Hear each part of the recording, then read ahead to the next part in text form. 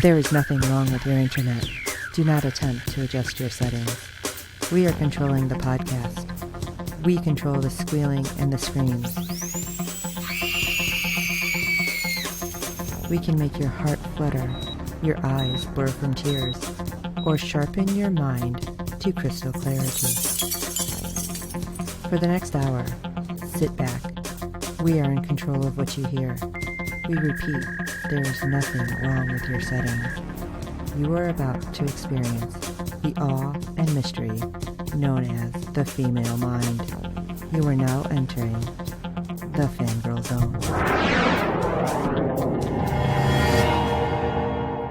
Things are only impossible until they are not. Welcome to the Captain's Chair, a Star Trek Picard podcast on the Fangirl Zone. I'm Chief Engineer Steve, and joining me on this mission into the unknown is... I'm Redshirt Dave, and tonight we'll be discussing Episode 5 of Season 1 of Star Trek Picard. I think this was a great episode, but before we get into it, we do have some feedback on Episode 4 from our friend Fred from the Netherlands, so let's take a listen. Hello, Steve and Dave. This is Fred from the Netherlands with some feedback for Star Trek Picard, Season 1, Episode 4. I liked this episode a lot. Of course, as anybody, it was very nice to see 7 of 9 appearing in the last scene. And for me it was especially nice because I was watching this with my wife and she was really cheering on the couch. It isn't that she didn't know that Jerry Ryan would be in it because she saw an interview with her, but nevertheless that was nice. I like the cinematography here again, the village, the inside of the Vashti Nunnery, Rio's ship on the inside, and several space views, including the battle. Talking about Rios, very nice that he has an emergency holographic navigator. Of course, all these double roles remind me of Orphan Black, and this really opens my Orphan Black heart, and I think the actor does it very well. I wonder if we ever get a 3-double situation. This all reminds me, of course, of the C-word, Steve. I liked, you can think wrong things about this, but I liked the way Narissa waked up her brother Narek. And we get here talking about elfie-like persons. We get after a Star Trek Turiel in Narissa, now also a Star Trek Legolas in Elnor, and even his name sounds a little bit Lord of the Ringish. Funny fact I discovered is that the boy that is playing young Elnor is Ian Nunny, and he is brought up in a Vashti Nunnery. The role of Zani, played by Amira Van, was very, very, very nice. Although I was quite critical about the acting of Sir Patrick sometimes, and even in this episode I saw it again, that I thought, not the perfect acting. I saw in this episode really very good and very superb pieces of acting by him. For instance, when he is standing with Raffi in front of the window of the Hollow Chateau, and he is talking about that he does want to go to Vashti because it's perhaps the last time he is going to visit Vashti, and seeing the nuns there and seeing Elnor, which is a very nice broad sentence. And he says, I may never pass this way again. And then how he looks after that. Very, very well played. I had some problems with the teenage love scene, like sliding in a Borg cube. Hello, yeah, I know people in love do strange things, but still, bit silly of Narek organizing this. And for a part it worked, but then suddenly Soji realized more or less, what are you doing with me and what game are you playing? Very bright of her, by the way, but I didn't know where that realization came from suddenly, but it was good that she did realize.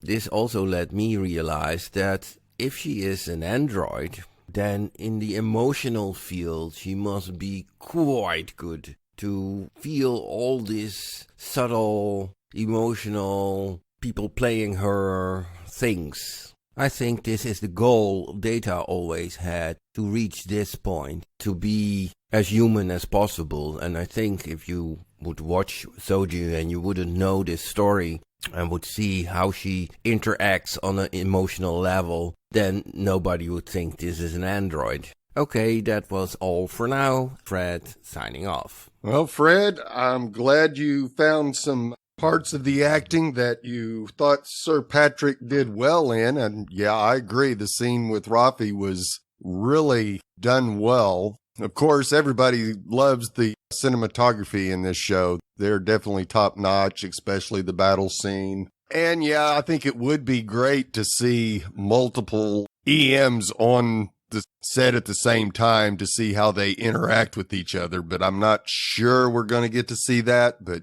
fingers crossed we do. That'd be nice. I think Fred has a problem with Sir Patrick's acting in the past because I think that Patrick Stewart is deliberately playing that way. He's ebbing in vitality. So if he seems to struggle a little, it's because of his advanced years, I think. Right. And it's also due to the emotional damage that he's been dealing with for the last 15 years. And he gets reminded of it in every episode. Right. And I think that's the big key to why we're not seeing the old John Luke that we're used to. He's a different man. And if you go back and look at all the ready rooms, you actually kind of get a sense that that's it, because on the first pitch that they made, he didn't want to do it. And it wasn't until the second pitch that kind of brought out that he is emotionally damaged as well as almost everybody else, that Sir Patrick decided, yeah, this is what I want to do. Yeah. I would think that would be a little more of a challenge too. Right. It's easy to go around pointing your finger and saying engage, and being in command, but this is a situation he's not in command of. Right. And of course, that being an actor of his caliber, yes, I think he would much rather have something more challenging than status quo. So he's done that. Yes.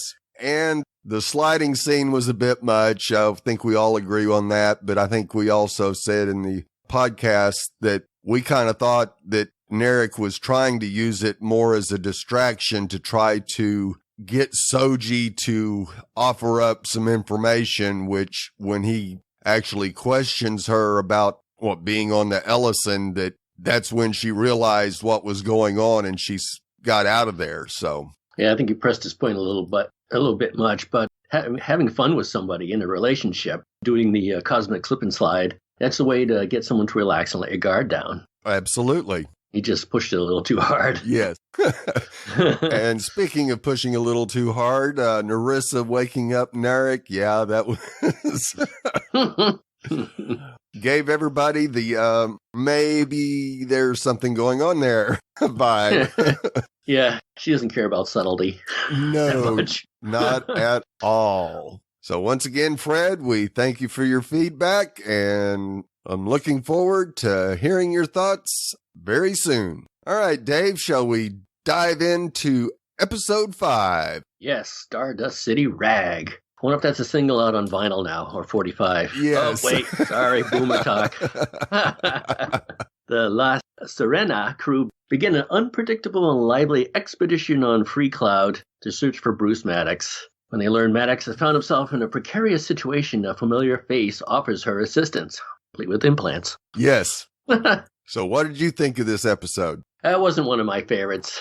I know you liked it, but I didn't like the writing that much. I didn't think that left much for Jonathan Frakes to work with. Really, I thought Frakes' best moment when he was directing Rafi's character. Right. When she became emotionally vulnerable, she really stumbled through trying to reconnect. At the end of the episode, I have a theme. Okay. There's a thematic through line, which we'll discuss at the end. But yeah, she really struggled with her emotions as a character. Right. Which is great to see. And then it was almost like a light switch when she kind of got snappy. We'll get there too. Right. So I think we can see somebody that's struggling with their emotions and addiction. And Frakes really brought that out in her. So I was appreciative of that. But I just had a problem with the whole Free Cloud thing. To me, that's better left for the hologram. Right. Can you see that for real? Right. I know you want to be flamboyant as a facer and stuff, but really? Like a pimp? Yeah. The always thing about Star Trek is they're always more evolved. Right. Doesn't mean you have to be boring. I understand that. You can still have fun in the future. That's what the holodeck's for. Right. But, and that's what I don't like. I know I'm going on here, but that's why I don't like the swearing either. I don't have a problem with it. Right. But Star Trek's always more involved than we are, and to hear him drop F-bombs here. I know Michael Chabon has said, well, that's because the censors wouldn't let him do it. And no, I disagree. I think it's because in the 24th century, they're just more evolved than we are. Right. I don't know if you can hear this, but I'm getting off my soapbox right now, Steve. Okay. Yeah, I saw somewhere that somebody compared the Free Cloud to Riza and basically called Riza Branson, Missouri. So. Oh, right. I think I saw that too. Yeah. You know what was disappointing? Okay, that sound you hear is me getting back up on the soapbox. I didn't know. When we heard they were going to a Free Cloud and had to dress up and stuff before this episode, I'm like, good. I wanted to measure against the cantina scene from Star Wars. Right. So he who could do it better, I have to give the edge to Star Wars. Very true. Yeah, a lot more fun. Yeah. I mean, you had a unique opportunity to show alien species, music, and the rest. Well, I'll give the nod to Star Wars and that cantina scene on that one. Sorry, Trek. Yep. Got to step your game up. Yep. Well, we actually do have some catching up on the past to do, as 13 years earlier at the Seven Domes on planet Vergessen, we see a doctor brutally extract an eyeball from a Borg captive who happens to be wearing a Starfleet uniform. Yeah. Okay, where is Starfleet when you need them? I know. They should be able to pick up on his Communicator. Yes, absolutely. We discussed this earlier about communicators and them tapping into it, but maybe it doesn't have a subspace functionality to it. Still. Right. I don't know. Yeah.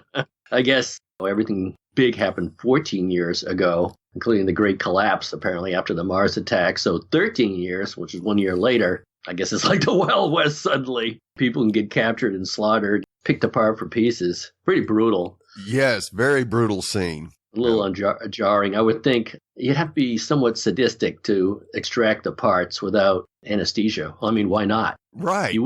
Why would you want to damage the part you're pulling? Right. The person struggling, might as well knock them out and pull it right out. Yeah, it would be much easier, you would think. So apparently they enjoy the torture. And, okay, that's a little strange. Well, is that jarring to you too, to open the episode with a little sadism? Oh, absolutely. But you really get the sense of how the rest of the universe really feels about the Borg. I mean, we heard Hugh say that they were the most hated species ever. And yeah, you kind of see it in this opening scene. Yeah, but these people are converted people. Right. Icheb, spoiler alert, is in the EB. You know, I know that's what Romulans are doing on the cube. Right. Except at least they're knocked out. Yeah. I guess they don't seem to be conscious on the cube when they're extracting parts, but no. Maybe it's to send us a message that it is the Wild West and nobody cares anymore. Who cares? Right. Yeah. Apparently so. We have much more space out there that is not patrolled or controlled. Yeah. Of course, 7 of 9 ends the operation by blasting those working at the slaughterhouse. And unfortunately, she's too late to save her comrade, whom she refers to as her child, and then kills him in an act of mercy. Oof. Yeah. It must have been difficult for her to do. Oh, yeah. You could see the emotion. She wanted to get him out of there and try to save him, and he says, no, end me now. Yeah. I'm not sure why. I mean, aside from the pain thing. Right. But why not? I don't know. I mean, some of it is just narrative for us to consume, and it's add a little drama and give 7 of 9 some motivation. You know? Right. Absolutely. Got to have some backstory to her bitterness. Yep. Still, could have fixed them. I don't know. Absolutely. See, that's the problem I had. Another part I had the problem with the episode is the writing. I think it was Beyer. Is it Byers or Beyer that wrote it? Kirsty? Yeah. Yeah, not the regular Michael Chabon. I'm not sure if she has another writing credit coming up, but can't have everything. If Fred can complain about Sir Patrick's acting, I can complain about some of the writing. Oh, absolutely. Shall we check out Free Cloud? Sure. Free Cloud Stardust City is like Neo Vegas. Holographic projections, towering dancing beauties, fighting robots, and gambling. Kind of reminded me of a little Blade Runner. Yes. You know, those kind of the cities where it's like nonstop neon and giant billboards and electronic faces. And did you see the sequel? Yes. Yeah, that was pretty good. And they used holographic images on that too for the Blade Runner 20, I forget what year they used, 43, 46. Yeah, something like 43, that. I thought so. Yeah, where they would have the giant face talking to, kind of remind me of that. It is cool. So I did appreciate that. And we get to see the inside of the lounge. And as we spoke of, Mr. Vup is there. He's a giant, unfriendly lizard-like man, a sentient reptiloid, I think he was described as. Right. He's, I guess, the muscle. Yeah, I would say so. The muscle with a nose, and he, like 1,200 noses on him that can pick up everything. And we get another new character, Bjayzl, on there. And when I saw her appear, I was like, what the heck? Were you jarred by that too? I thought it was like, hey, what is Counselor Troy doing yes! here? Oh my God. She looks so much like her, especially the Troy we saw earlier. Yes. How could they had to know that? Were they trying to send us for a loop there? I think so. Because, yeah, that was my first thought is, how is this a young Counselor Troy being such a she PA? looks great. That was really something. I was like, where's this going? Yeah. Is it really her? I'm like, what are they doing? Anyway, they get Bruce. Sure, why? I'm still thinking. I'm trying to get my head around why Bruce Maddox is there. I can go anywhere, but I guess you want to go someplace that's lawless. I guess, or that you can hide it in. But of course, that sure didn't work out well for him either. No, we found out he is financing whatever he was working on with money he got from this Bjayzl character. So that kind of surprised me too, because I thought he'd be doing that kind of work on Earth on the side. Who's going to watch him? But I guess after the ban, he couldn't do anything. Right. And so he had to move it on. Still, I was wondering, he must have been pursuing that work before the ban. Yes, absolutely. So I expected more out of his character. I thought he'd be more of a, I don't know, I'm tripping over the word courageous, but he seemed really rattled and beaten, and I expected something more arrogant and Dr. Frankenstein-ish, and I'm right about everything, not somebody everyone ages, of course, right, including me, but I expected something. He's ex-Starfleet, too. He didn't strike me as any of those things. Right. I expected to see a little more ex-Star Trek to his backbone than what showed him in this episode. And, of course, falls for the old drink. I put something in your drink thing. Right. Everyone always has the same look on their face when they realize there's something in their drink. Crash. Sucker. Yep. Were you happy with the way Maddox was portrayed? I know. I really kind of felt like the same as you did, is that there really wasn't any depth in the character, and we really didn't see any of the Starfleet traits that we should have seen in him. I mean, he seemed like a beaten man. Yeah, he's supposed to be a brilliant scientist. He did achieve what he was looking for, but man, I thought they would portray him as someone who was a lot more clever. Right. One step ahead or two steps ahead of whoever's going to pursue him. That was not the case. Yeah, and that was very curious that they would play this character that way, because we aren't going to get any more information out of him. So that really kind of is a major letdown, that we aren't going to have him more than this episode. I was expecting so much more, find out why he did what he did, and that's just gone now. Yeah, he was pretty, if you go back to Next Generation episode that he appeared in, that character, he was pretty arrogant back then. Oh, yes, very. I don't care what you think of Data. He's just a robot to me. Right. Yeah, something to be experimented on. It's more like Bjayzl than anything else. So goes a full circle here. Yeah. Now, of course, on board the La Sirena, Seven finds Picard in the Chateau Den. Love this scene. Yeah, not his idea. And he tells her that he admires the goals, courage, and tenacity of the Fenris Rangers, but you're taking the law into your own hands. And she shoots right back with him. What law? Point taken. So we get our normal episodic reminder that what's the alternative? Give up? Right. So once again, there's a little jibe that he had to take about everyone considers him giving up. Even 7 of 9 has to throw in a little insult there. We didn't lay it on thick in this episode, but didn't escape it either. Right. And she starts to leave and then decides to ask about who Picard is trying to save. Mm-hmm. And you kind of go, well, there's still something there in 7 that... Yeah, some humanity. Humanity. She she revisits that herself later on, too, when she's has a little whispered conversation with Picard. Right. About being ex-Borg. Yes. He confides to her that it's not completely. I think we see that play out. Of course, she's bitter. Oh, yeah. We know why. Yes, we know why.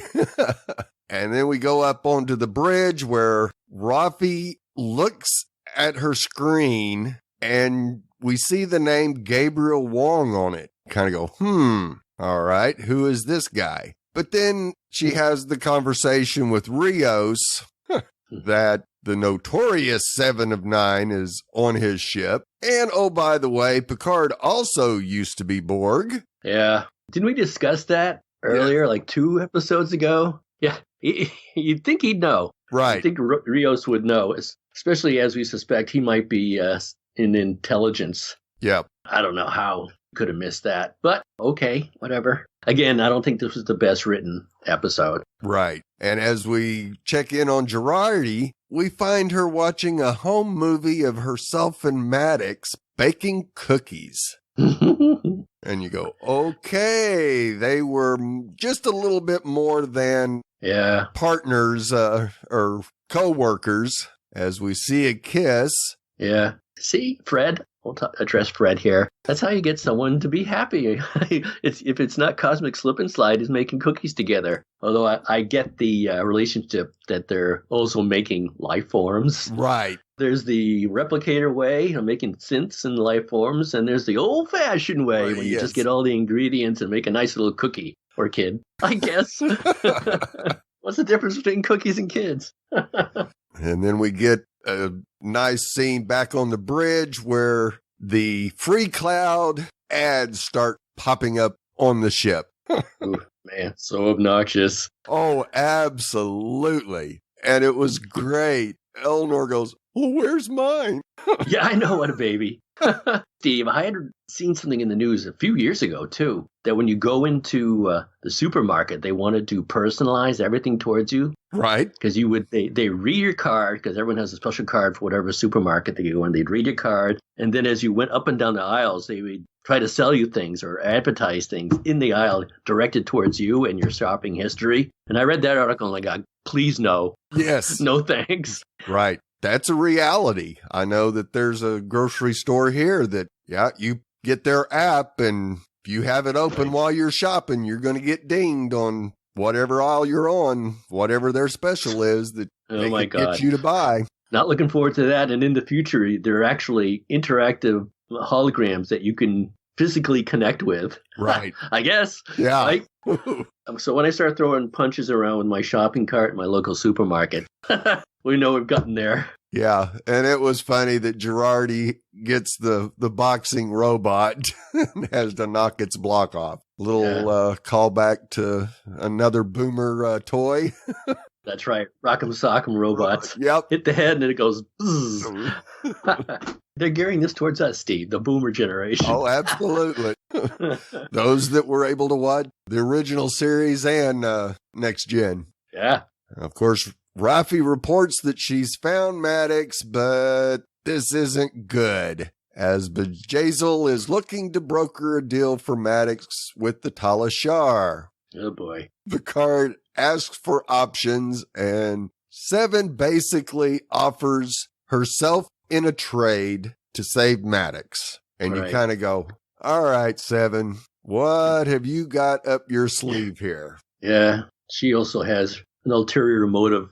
Much like Rafi and going to Free Cloud. Absolutely. Poor Jean-Luc is running with a bunch of pirates who all have different plans than him. Maybe he should have taken the advice from his Romulan friend back at home and gotten Worf and the rest of them. These people are not exactly trustworthy. Right. Although, of course, I forgive anything 7 of 9 does. Oh, absolutely. Now, of course, we get another great scene in the holodeck where Rafi has the crew that is going down to Free Cloud as facers, all dressed up. Yeah, whatever. Like I said before, that's better for the holodeck. I'd rather see all that kind of silliness on the holodeck instead of real life. It's a poor comparison to the Star Wars cantina, as I said. Right. But it was great to hear Eleanor out of nowhere go, "You're pretending." Yeah, I know. I love the way he's a grown man, but he's still a child because he's never been out. And just absolutely greatness. Yeah, great delivery. Of course, he comes from a group that believes in absolute candor. Right. So when he sees people pretend or tell a lie, he's like, "Oh, this is great. I see what you're doing there." Yeah. And everybody just looks at him like, I know. Yeah, this is how we do things normally. That'll be different. He's the fish out of water everywhere. Absolutely. Shall we move on down to Free Cloud? Moving on down to Free Cloud. Sounds like a song. Yeah. Yeah, we get there. We get good old Mr. Vup again, who can smell a lie. They show his nose, but apparently he's got a lot of other sensors that can pick it up too. I'm kind of glad they didn't show that. Right. The good old Rafi has got Rios prepared with beta blockers and injections and can mask any chemical scent that they have. Even though Mr. Vup actually does a sniff, I don't think he needed to sniff. He could probably just sense it with all those other things that fortunately we didn't get to see. Yes. So Rios tells Mr. Vup that rather working for the Tal Shiar, that's another thing. When you brought it up in your discussion, the Tal Shiar, shouldn't they have somebody on Free Cloud anyway? You would think so. They're the Tal Shiar. You should have everywhere. They should, everywhere, just about everywhere. Maybe they are stretched a little thin, but a lawless planet would be the ideal place for a Tal Shiar, like own the bar. Who's the Ferengi? Quark. That's a chain of bars. So apparently the Tal Shiar would have to have someone working in there somehow. I would think. Again, absolutely. Especially if Vazal seems to be as powerful as she actually is. Yeah, you would. In every classic Western, you always have somebody that's sniffing around the background. So anyway, we get back to our gang that's down on there. And the big deal here is, since he's facing or brokering a new deal, the third party will be Maddox for namely 7. We get a big reveal there by pulling the mask off, and it's going to be 7 of 9. And Picard and the rest is down there. He's got an eye patch in this awful French accent. I don't think even his dog would recognize that. Right. I know he's trying to teach his dog a little French, but what was that? Yeah, I expect we'll hear Fred make comments about that. Yeah, go get him, Fred. Go get him. Yeah, that was definitely over the top. Yeah, again, why? Yeah. Rafi, meanwhile, leaves Picard and the company for good, supposedly, and travels to the Stardust City Reproductive Health Center, something I'll comment on later. Right. And she finds her son, Gabriel, down there. And this is the part that I enjoyed, that she had a good job acting and some good direction, because when she does meet up with her son, that we learn that he's pretty angry with her, and she's trying her best. She's, instead of a first officer, she's stuttering her way through her excuses. And right. I think she was taken aback by the ferocity of her son's reaction to seeing her there. I mean, he pretty much said, "What are you, stalking me?" Yeah, exactly. And you kind of wonder, okay, I know separations can be difficult, but it really sounds like, from his point of view at least, that he feels like he was totally abandoned. Yeah. And she got on her theory binge and just left him and his dad in the wake there. They pretty much saw it as crackpot. Right. Was it him that brought up the Enclave of 8? I don't think she mentioned it, but he did instead. Yes, he did. So, Steve, what do you think? Is it the Enclave of 8 planets? Like members of is like Earth, Romulus, Klingons, and any other? Or is it just, do you think it's 8 planets that's part of this Enclave, or 8 like security heads or people? That's a really good question, and I'm kind of thinking, of course, it's easiest to say, well, it's just 8 people. But yeah, I think it's more like 8 planets. Yeah, I'm thinking 8 planets within the Federation, that have put this together. And so you kind of go, And we kind of get a hint later on about this as well. Not a lot, but a little. Yeah, a little. Now, of course, these people could be from any planet, I'm almost thinking any time even. Boy, and it's interesting. We'll have to keep an eye on that, what the Enclave of 8 is. That was just a tiny bit of this episode by a character we only meet briefly. Right. His wife or partner. I thought she was Vulcan. I saw Right, some yes. people on the internet that thought she might have been Romulan. I'm like, huh? Why? No, I think she was definitely Vulcan. I think definitely Vulcan too. When she showed up and first saw them together, she smiled. Right. You see that? Yes. What kind of Vulcan are you? I mean, you're never going to see either a Vulcan or a Romulan smile unless a Romulan does it out of sadism. Right. And you'll see a smile. Yeah, I thought that, and then she didn't smile thereafter. Yeah, I thought that was a little curious too. And my first thought was, well, maybe she's half Vulcan and half human and was raised more on Earth than Vulcan. So yeah, she would show a little more emotions, or it's the baby talking. Pretty rough. Yeah. Yeah. Or the hormones have gotten to her. Either way, it ended pretty roughly for Rafi. Yes, doesn't end well. Not only was she reminded, she got the Picard treatment, Steve. Yes, Not only was she reminded of her crackpot theories and tinfoil hat theories, but she got reminded of her addiction problem too. Yes. So that was a double punch. One of my favorite scenes, I guess. Yeah, it was a very emotional scene, and Michelle did a great job on it. Yeah, it was pretty much the B level or C level plot point. Still, right, yes. It resonated with me. Oh, absolutely. So we get back to Bjayzl taunting Seven about carving up her comrade, in typical Bond villain fashion. Oh, absolutely. Yes, I cut him up. Rescuing the forgotten, not that time. Wow. But Seven responds by reminding Bjayzl that she was able to escape the villain's clutches. I'm the one that got away. And I'm watching that and I'm thinking, did they have a relationship somehow? Right. Did you get that vibe at all, Steve? Yes, I did. Bjayzl doesn't call her 7 of 9. She calls her Annika. Yeah, one episode too late, Steve. Remember how I complained before? At least we got it this time. Yeah, so I don't know if it was a romantic relationship or not, but it does look like there is something between them. Now, I don't know if it was prior to Bjayzl starting this Borg part harvesting business or not. Yeah, I just get that vibe. Very low level. Right. But it was there, I thought. I know Seven, it feels betrayed and they have that past, but it was a hint that it might have been something before that. Right. And Picard's look. Oh, yeah. This goes down is just awesome. He's like, what the hell is going on here? Yeah. Speaking of James Bond, Seven breaks free of her handcuffs. Suddenly, you can almost hear the James Bond music rise in the background. Right. So Seven grabs Bjayzl by the throat. The jig's up, and Picard wants to know what the heck is going on. And so Seven tells her, recording about slaughtering her friend that she considered, like a child to her. And Jean-Luc says murder is not justice, so he's once again the moral backbone to the show. So we were seeing a little bit of his old character creep into it. Yes. And we shift suddenly from a Bond-like thriller to an old Western where Rios kills Mr. Vup. When Mr. Vup was moving to attack somebody, he had something up his sleeve. Right. And he was going to use it, too. Oh, I just saw something else like that on TV, too, where someone had something up their sleeve. It wasn't a web slinger. Right. But it's usually back in the days of the Western, someone would have a derringer up their sleeve, and they would, flick their wrist, and the derringer would come out on a little mechanical device. You can get 1 or 2 shots off. And that looked like a 2-shot missile launcher, too, that Mr. Vup had. Too bad we didn't get to see what it was. Oh, I know. The Mandalorian, where the Mandalorian had that up his sleeve, and he would shoot the missiles, and those things would be all over the place. That's how he would extract himself from getting in trouble. Too bad we didn't get to see how this one worked. Right. Yeah. Take out the wrong people.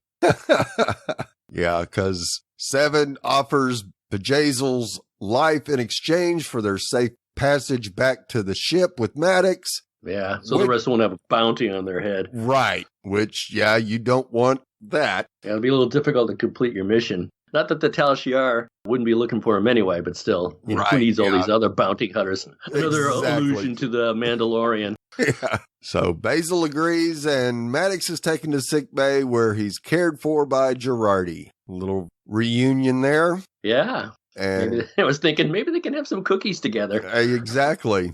We get that, maybe, or not. Yeah, we get the great scene with Picard and Seven. And where he allows her to take 2 blasters as she's going to go back to Free Cloud. And we get the brief conversation about their humanity and Is he fully human? No, but it's something they're working on every day. Yeah, that was a good scene. That's another one of my favorite scenes from the episode. Absolutely. They get to have a talk because they have a shared past with the same, I don't know, with their struggling with their humanity and having implants and how people have suffered with them. They didn't talk about what Picard is suffering from. Right. His brain trauma. I thought he might mention that to Seven, but he didn't. And she didn't seem aware of it. No, she didn't pick up on it. So no, and she mostly has all her parts in her, apparently. Right. Yeah. As even Vault notices that, yeah, when he scans her, it's like,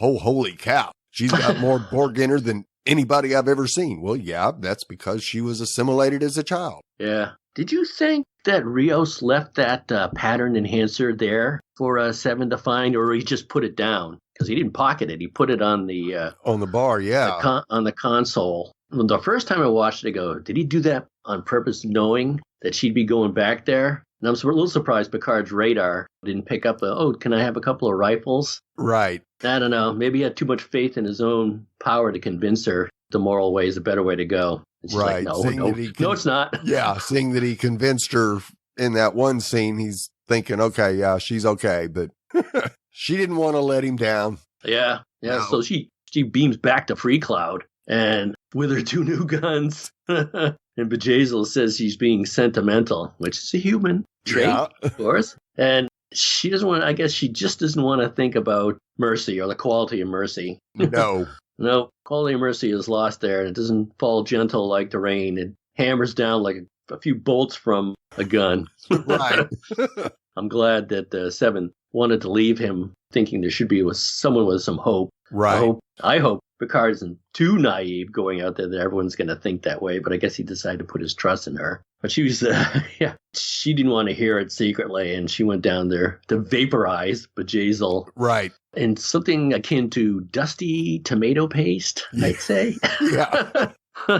Zing, and last time we see her, she's just walking out. There was a blaster shot that went right by her left ear, it looked like. And while she's just walking into the gunfire, letting the second wave of security have it. I wonder if she wanted to go out in a blaze of gunfire. I don't think so. No? There was a very determined look on her face that she was going to make it out of there in one piece. Yeah. If she really thought she was going down there to sacrifice herself, I don't think she would have given Picard that chip that will allow him to contact her. Yeah. I guess we're going to see her again. I think so. Which is good. Yes, absolutely. Now, of course, in the sickbay, Maddox confesses to Picard that he knew Daj was dead as soon as the Talishar raided his laboratory. Well, that's... wherever it was. Yeah. He informs Picard that Soji is on the artifact for the same reason her sister was sent to Earth, to uncover the truth about the bans on synthetics. Yeah, I had a problem with that, too. How are they supposed to discover anything when they're completely naive? Right. Now, unless we have that programming kick in when they contact Mom. Right. They get activated when they're threatened. Right. So that means they can go on and on without being threatened. Right. That works for the Tal Shiar, I think. I don't know, does it work against the Tal Shiar? Right. They would want to know what she knows, but she doesn't know anything. And when she comes to realize or feels threatened, which is what the Tal Shiar does, yeah, she's certainly not going to tell him anything there. So that makes Narek's plan make more sense than Narissa. Oh, absolutely. Yes. Why activate her? But then, why activate her? Because she's just going to fight. Yeah. Or get killed. And that didn't help anything. Nope. Didn't help with Daj. So it doesn't make sense to me, Steve, I have to say. It's a plot point. Maybe it's a plot hole. Our listeners can argue otherwise and let us know. Right. But Daj and Soji will never learn anything, and never give up what they know, and never find out anything about the band as long as they're not activated. Right. I think you're right. And once they're activated, you either have to kill them or they're going to fight their way out and win themselves. So I don't get it. Yeah. Sorry. Right. And we aren't going to get any more information out of Maddox than what he's already given us. Because he does tell Picard that he believes those nefarious forces aren't just Romulans, but also members of the Federation. Yeah. So perhaps the Enclave of 8. Yes, I'm thinking so. Of course, Rios accepts Picard's request to fly into Romulan space to visit the artifact, and then Old mentions man. something about a stowaway. So, of course, Picard has to go check it out, and Rafi basically tells him to leave her alone. Yeah, So- too bad we didn't get to see her. I would like to have seen her face on facing Right. those two guys. Because Yes, she's certainly given it to Picard before. right. And now she's got a taste of her own medicine. She has to rejoin the gang. So she's pretty good with facial acting The there. expressions, yes, At the absolutely. reproductive center, she Yeah. went from beaten up to right back into conspiracy mode. So, yeah, and it's too bad we didn't get to see that. I wonder why they left it out. Right. Now, back in the sick bay, Maddox is improving and is thrilled to see Girardi and ask her if she got to meet Daj. And he refers to them as perfectly imperfect and credits Girardi for her essential contribution to their creation. I like that characterization of perfectly imperfect, like a human. Absolutely. Now, You have to admit, any sentient being that's evolved the way we have as a race of people or humans in the galaxy is pretty miraculous. yeah. Now, here we get the major twist of the episode as Girardi murders Maddox while tearfully admitting, I wish you know what I know. I wish I didn't know what I know. And I wish they hadn't shown me. I'm so sorry. Now she's a murderer. Yes. And there's no getting around it because the EMH pops in before Maddox dies, but knows that he's in trouble. Yeah. And she finally just deactivates him. So you know This- that's going to come out. You would think with that type of AI that if he's an emergency medical hologram and there's something that's that dire, there should be an emergency override not to be deactivated Right. when there's a life thing. So, but yeah, you're right. It has to be on the ship's record, right? Yes. So What was she she's going to thinking? have to fess up here as to what happened with her and O. Yeah, I don't know what they showed her. I don't either. That turned a former lover, I guess, into murdering him. How bad was it? Right. You know, I have my own theories, but I don't know what it could be. I don't either. I have a theory about the Romulan past, but why would there be this group of people led by Tal Shiar or worse, Right. or the Josh Zhat Bot, yeah. Yeah. I don't know what is so threatening. I mean, they've already had synths and androids and everything else. I mean, my Right. theory is, are they that much of a threat to humanity or Romulans or Vulcans? Right. I And don't know. Go ahead. how Steve. could it possibly be that they were, whoever this Enclave of Eight, if that's who actually got a hold of Girardi, could actually show her something that would cause her to do this if, just from what we've seen so far, I mean, we saw how Daj got taken out. Well, I wouldn't think that would make her, seeing that would make her change her mind like this. So could they have actually had something from the future that they showed her? I mean, that's the only thing I can think of that would actually cause her to change her position from what she was to what she is right now. Time travel, huh? It's beginning to look that way, or at least it is to me. Hopefully it's not. Maybe they've got something that, maybe it was the scene with Ramada that they showed her. But still, I wouldn't think that would be enough to make her change her mind. Because at first she was all in on Daj and getting to Soji. She really wanted to see them. And it's like, Yeah. and now you're killing your lover and co-creator of them with, huh? Yeah. Yeah, I know. Essentially, the other half of the parents. Don't you want to? Yeah, don't you want to see what your so-called children are like?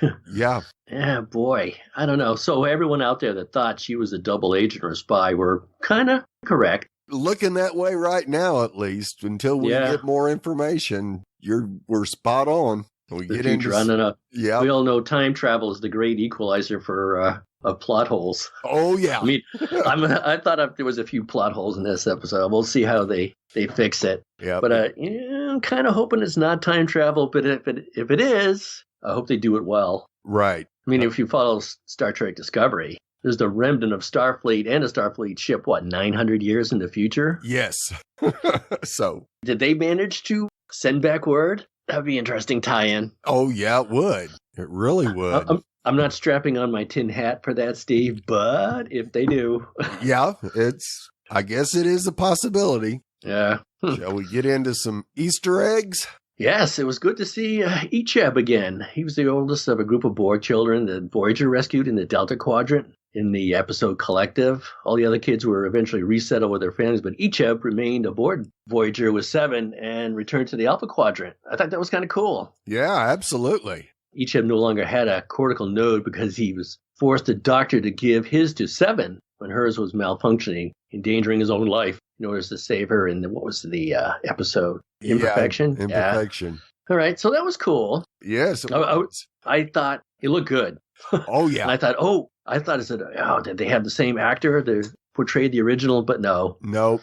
So we were 0 for 2. They didn't have the original actor for Bruce Maddox. Right. And we didn't have the original actor for Icheb. Boo. I wonder what happened. A lot of fans were really wanting the original actor for Icheb, but of course the way the beginning ended, maybe not so much. Yeah. There was a few Easter eggs, David Bowie Easter eggs in this too. Free Cloud takes its name from the Space Oddity B-side, Wild-Eyed Boyd from Free Cloud. I guess there's a Bowie fan on the writing staff. It sure looks that way. And then, of course, Ziggy Stardust might have been the inspiration for Stardust City. Nice. Possible Easter eggs there, but we do get some better ones.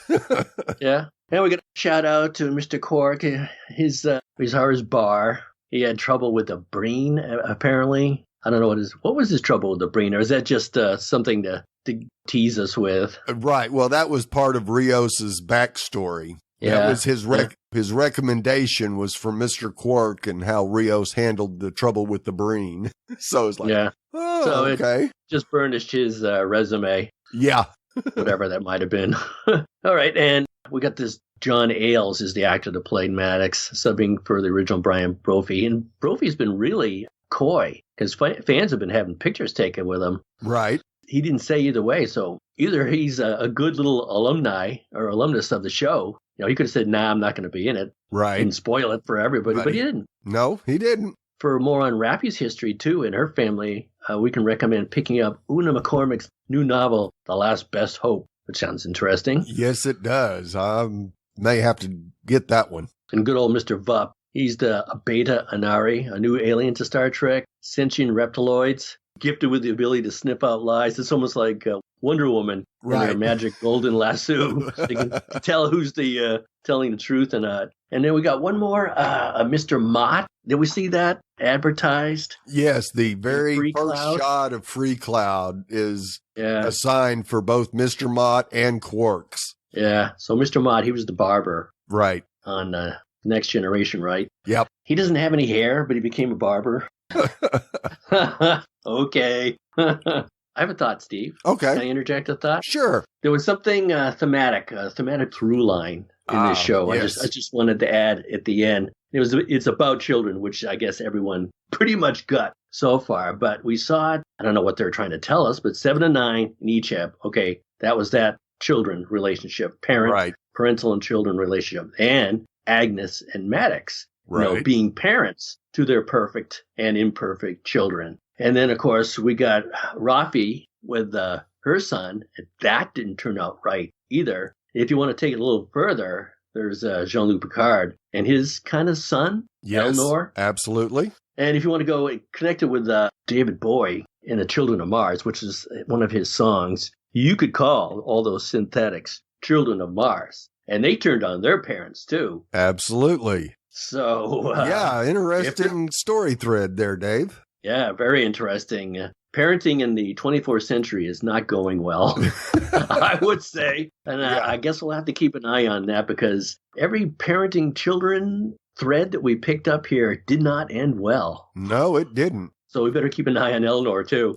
Yes. Fortunately, he didn't have to do any protecting and just was able to soak it in and didn't really have to make a decision on Free Cloud that could have ended up badly for everybody. So at least he got a tad bit of experience without having to make any of the tough decisions. So due to his absolute candor, I wonder if that's finally going to work against him and put him in a very difficult position. I think it will. Everyone seems to be lying to Picard in this mission. I wonder if he won't be able to do it. Right. And it's going to put him in a difficult position. We'd love to hear your thoughts on each and every episode this season and looking forward to interacting with you on social media. How can the fans interact with us, Dave? You can go to www.fangirlzone.com, click on the contact links, and you'll find several ways to contact us via email or social media. Steve's on Twitter is at SawyerSteve, and I'm at The Real ID Dave. Please rate and review us on iTunes. Good ratings and reviews help other fans of the show find us, as there are a lot of Star Trek Picard podcasts out there. Tell your friends, and we sure hope you like our podcast. And don't forget to check out the other great Fangirl Zone podcast. The 6th episode is on February 27th and is titled The Impossible Box.